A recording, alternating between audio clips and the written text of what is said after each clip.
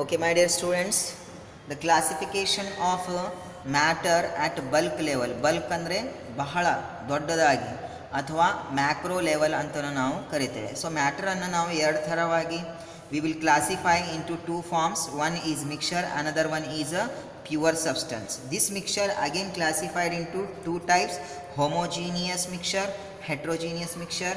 Here pure substance classified into two types: elements and compounds. So one by one we will see what is mixture. Matter ಅಂದರೆ ನಿಮಗೆ ಗೊತ್ತಾಗಿದೆ already. Matter ಅಂದರೆ ಒಂದು ವಸ್ತು, ಅದರ ಗಾತ್ರ ಇರಬೇಕು, ಅದು ಒಂದು ಸ್ಪೇಸ್ ಅಕ್ಯುಪೈ ಮಾಡಬೇಕು, 1 ಸೆಂಟಿಮೀಟರ್ ಇಷ್ಟು ಅಂತ. ಅದಕ್ಕೆ ನಾವು ಮ್ಯಾಟರ್ ಅಂತ ನಾವು ಹೇಳ್ತೇವೆ. Anything which occupies mass, which occupies space and has a mass, that one we are calling as a what, matter. ನಾವು ಹಿಯರ್ ಮಿಕ್ಸ್ಚರ್. ಮಿಕ್ಸ್ಚರ್ ಅಂದರೆ ಏನು? A mixture contain 2 or more substances. ಏನಿರಬೇಕಪ್ಪ ಅದರಲ್ಲಿ? ಫಾರ್ ಎಕ್ಸಾಂಪಲ್ ಶುಗರ್ ಸೊಲ್ಯೂಷನ್ ತಗೋರಿ. Sugar solution ಅಂದರೆ ಸಕ್ಕರೆ ನೀರು. ಅದರೊಳಗೆ ನೋಡಿ, ಸಕ್ಕರೆನೂ ತೊಗೊತೀರಿ, ನೀರನ್ನು ತೊಗೊತೀರಿ. ಎರಡು ಸಬ್ಸ್ಟೆನ್ಸ್ಗಳು ಬಂದು ಎರಡು ಕಾಂಪೋನೆಂಟ್ಸ್ಗಳು ಕೂಡಿ ಏನಾಗುತ್ತೆ? ಮಿಕ್ಸ್ಚರ್. ಅಥವಾ ಚಾಯ್ ತಗೋರಿ. ಚಾಯ್ದೊಳಗೆ ನೋಡಿ, ಅದು ಒಂದು ಮಿಕ್ಸ್ಚರ್ ಐತಿ, ಒಂದು ಮಿಶ್ರಣ ಐತಿ. ಅದರದ್ದು ಚಾಯ್ ಪುಡಿ, ರೈಟ್, ಸಕ್ಕರೆ, ದೆನ್ ವಾಟರ್ ಆ್ಯಂಡ್ ಡಿಫ್ರೆಂಟ್ ಇಲೈಚಿ ಆ್ಯಂಡ್ ಆಲ್, ರೈಟ್. ಸೊ ಇಲ್ಲಿ ಹೇಳ್ತಾ ಇರೋದೇನು?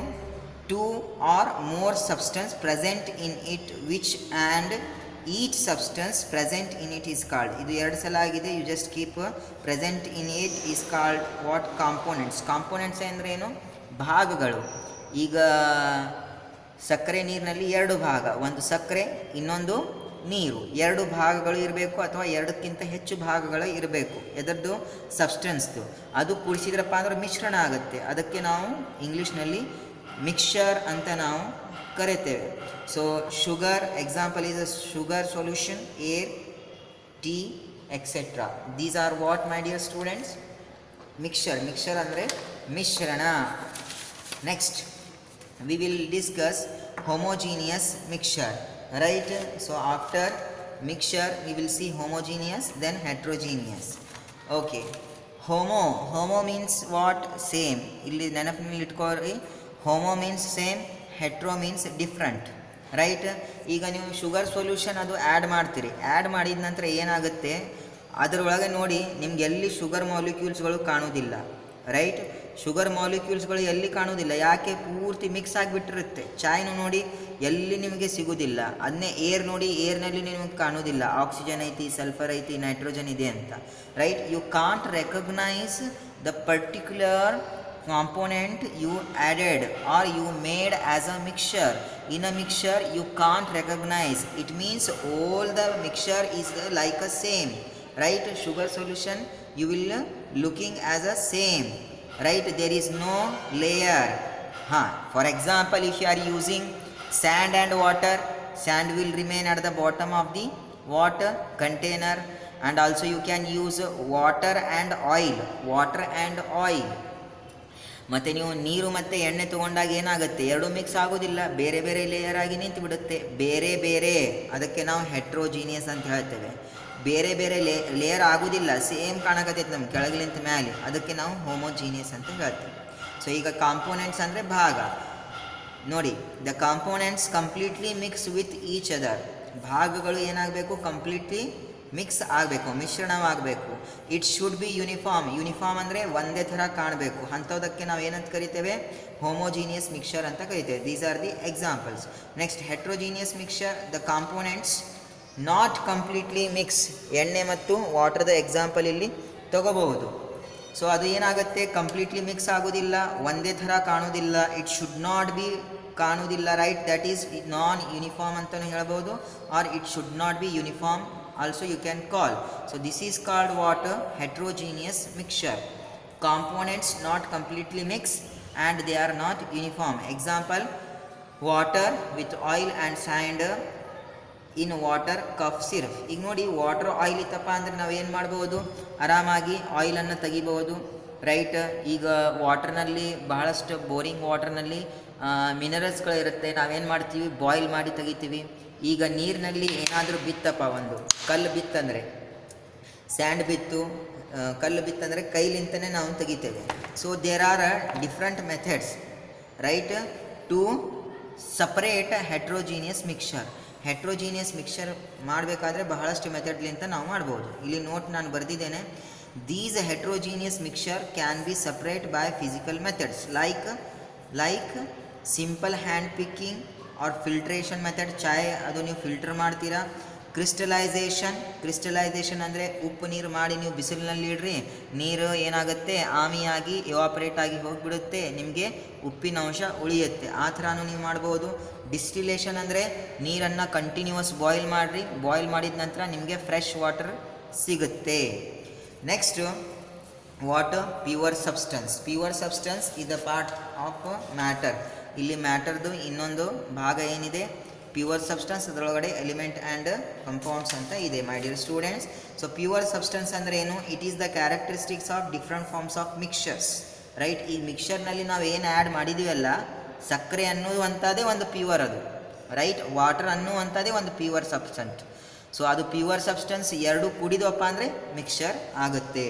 These are present in a fixed composition. ಇದು ಏನಿರುತ್ತೆ, ಫಿಕ್ಸ್ಡ್ ಕಾಂಪೋಸಿಷನ್ನಲ್ಲಿ ಇರುತ್ತೆ. ಶುಗರ್ ಅಂದರೆ ಶುಗರ್ ಮತ್ತು ಸಾಲ್ಟ್ ಎರಡೂ ಕೂಡಿರುವುದಿಲ್ಲ, ಅದು ಪ್ಯೂರ್ ಆಗೋದಿಲ್ಲ, ಅದು impure ಆಗುತ್ತೆ. That would be what, impure. If you want to say pure, that's nature, it's character should be fixed, specific, it should not change. ಅದನ್ನೇ ಶುಗರ್ದು ನಾವು ತೊಗೊಂಡಿವಪ್ಪ ಅಂದರೆ ಏನಾಯ್ತದೆ, ಅದು ಫಿಕ್ಸ್ ಅಂತ ಹೇಳ್ತೇವೆ. ಈಗ ಫಾರ್ ಎಕ್ಸಾಂಪಲು ನೀವು ಬಂಗಾರ ಅಂಗಡಿಗೆ ಹೋಗ್ತೀರಾ, right, jewellery shop. Gold is a pure, that is fixed, it will not change. Copper, ತಾಮ್ರ, ಫಿಕ್ಸ್, ರೈಟ್, CU ನೀವು ಬರೀತೀರಾ. ಸಿಲ್ವರ್ AG ಬರೀತೀರಾ. Gold AU. ಗ್ಲೂಕೋಸ್ ನಾವು ತಿಂತೇವೆ ಓಡುವತ್ತಿ, ಗ್ಲೂಕೋಸ್, ರೈಟ್. ಗ್ಲೂಕೋಸ್ನಲ್ಲಿ C6H12O6, ಇಲ್ಲಿ ಇಲ್ಲಿ ಕಾಪರ್ ಬರುವುದಿಲ್ಲ, ಐರನ್ ಬರುವುದಿಲ್ಲ, ಗೋಲ್ಡ್ ಬರುವುದಿಲ್ಲ, ರೈಟ್. ಹಾಗಾಗಿ ಇದು ಪ್ಯೂರ್ ಇರ್ತೈತಿ. ಅದನ್ನೇ ಗ್ಲೂಕೋಸ್ದೊಳಗೆ ನೀವು ಬಂಗಾರ ಹಾಕಿ ಕುಡಿಸ್ಬಿಟ್ಟಿಪ್ಪ ಅಂದರೆ ಅದು ಪ್ಯೂರ್ ಆಗುತ್ತೆ, ಆಗೋದಿಲ್ಲ. That is not a example of pure substance. Pure substance means their composition should be in a fixed, right, their composition should be fixed or they in a fixed ಕಾಂಪೋಸಿಷನ್ನಲ್ಲಿ ಇರಬೇಕು ಅಥವಾ ಫಿಕ್ಸ್ಡ್ ರೇಷೋನಲ್ಲಿ ಇರಬೇಕು. So ಗ್ಲೂಕೋಸ್ದು formula ಏನಿದೆ, C6H12O6, CHO ಈ ಥರ ಇರುತ್ತೆ. So ಇದಕ್ಕೆ ನಾವು ಪ್ಯೂರ್ ಸಬ್ಸ್ಟೆನ್ಸ್ ಅಂತ ನಾವು ಕರಿತೇವೆ my dear students. Next, elements. ಇದರದ್ದು ಎರಡು ಕ್ಲಾಸಿಫಿಕೇಷನ್ಗಳಿದ್ದಾವೆ, elements and compounds. Elements are those which contain only one type of particle. ನೋಡಿ, ಅದು ಏನಾಗ್ಬೋದು, ಆಟಮ್ನೂ ಆಗ್ಬೋದು, ಮಾಲಿಕ್ಯೂಲ್. ಏನಂತ ಹೇಳಿದೆ ನಾನು, ಒಂದೇ ಥರ ಅದು ಪಾರ್ಟಿಕಲ್ಸ್ಗಳು ಇರಬೇಕು. ಅಥವಾ ಇಲ್ಲಿ ನೋಡಿ, 2 or more atoms, H atom ಎರಡು ಕೂಡಿ H2 ಅಂತ ಆಗುತ್ತೆ. ಆಟಮ್ ಕೂಡಿ ಮಾಲಿಕ್ಯೂಲ್ ಆಯಿತು. ಇದನ್ನು ನೆನಪಿಟ್ಕೋರಿ. What is molecule? Combination of atom is called molecule. Hydrogen atom combine to form hydrogen molecule. Here oxygen atom combine to form oxygen molecule. Environment ನಲ್ಲಿ H2 ಮತ್ತೆ O2 ಅಂತ ಇರುತ್ತೆ. So next, what is compound ಅಂದರೆ ಏನು my dear students? Compounds when 2 or more atoms, ಏನು ಎರಡು ಅಥವಾ ಎರಡಕ್ಕಿಂತ ಹೆಚ್ಚು ಆಟಮ್ಸ್, ಅದು ಏನಿರಬೇಕು, ಡಿಫ್ರೆಂಟ್ ಎಲಿಮೆಂಟ್ಸ್ಲಿಂತ